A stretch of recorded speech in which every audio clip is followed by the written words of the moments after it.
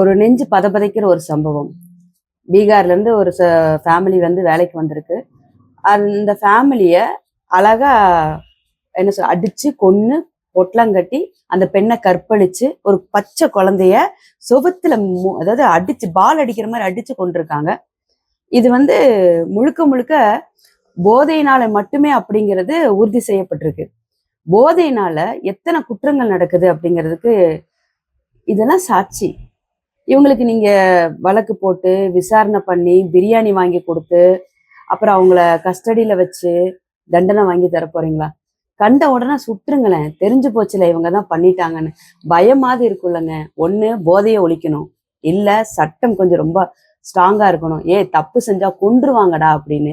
இது ரெண்டுமே இல்லாம இருக்கிறதுனால ஆக்சுவலா நிறைய பேர் ஈஸியா பேசுறாங்கங்க. என்னங்க 15 நாள் தானே, ரிமாண்ட்ல போயிட்டு ஜாமீன்ல வந்துரும், ரொம்ப ஈஸியா பேசிட்டு இருக்காங்க. குற்றங்கள் அதிகரிச்சுட்டே போயிட்டு இருக்கு போதையினால மட்டுமே. கணக்கெடுப்பு எடுத்துக்கோங்க. 10 வருஷத்துக்கு ஒரு 15 வருஷத்துக்கு முன்னாடி இருந்த குற்றங்கள் எவ்வளவு, இன்னைக்கு போதையினால மட்டுமே எத்தனை குற்றங்கள் நடந்துட்டு இருக்கு. பெண்கள் கற்பழிக்கிறதுல இருந்து பச்சை பிள்ளைன்னு பார்க்க மாட்டேங்கிறானுங்க, வயசான பாட்டின்னு பார்க்க மாட்டேங்கிறானுங்க, மப்ப போட்டானுங்கன்னா அம்மா அப்பா தாய் தங்கச்சி யாரையுமே பார்க்க மாட்டேங்கிறானுங்க. எங்க போயிட்டு இருக்கு? என்ன பண்ணிட்டு இருக்கீங்க? முதல்ல தண்ணி அடிக்கிறதே குத்தம் நினைச்சோம், இப்ப கஞ்சால தெரு தெருக்கு வித்துட்டு இருக்கிறாங்க காலேஜ் பசங்க. அதனால என்ன சொல்றது, டோட்டலா அவங்க வந்து பிள்ளைங்க மாதிரியே இல்லைங்க.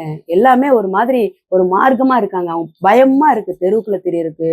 எங்கேயாவது யாருக்கிட்டையாவது ஏதோ ஒரு இடத்துல ஒரு வேலைக்கு போயிட்டு சேஃபா வந்துருவோமா அப்படிங்கிற ஒரு பதபதைப்பிலே போயிட்டு வர வேண்டியிருக்கு. நாடு சுத்தமா நல்லா இல்ல. இதுக்கு ஒரு தீர்வு வேணும்லாம் சொல்ல மாட்டேன். தயவுசெய்து சட்டங்கள் ரொம்ப ஸ்ட்ராங்கா இருக்கணும். குற்றம் தெரிஞ்சிருச்சா, போதையில பண்ணிட்டான்னு சொல்லிட்டு அவனுக்கு சாக்கு போக்கு சொல்லுவீங்களா? அப்ப நாளைக்கு இன்னும் வந்து போதையில நிறைய பண்ணுவான்.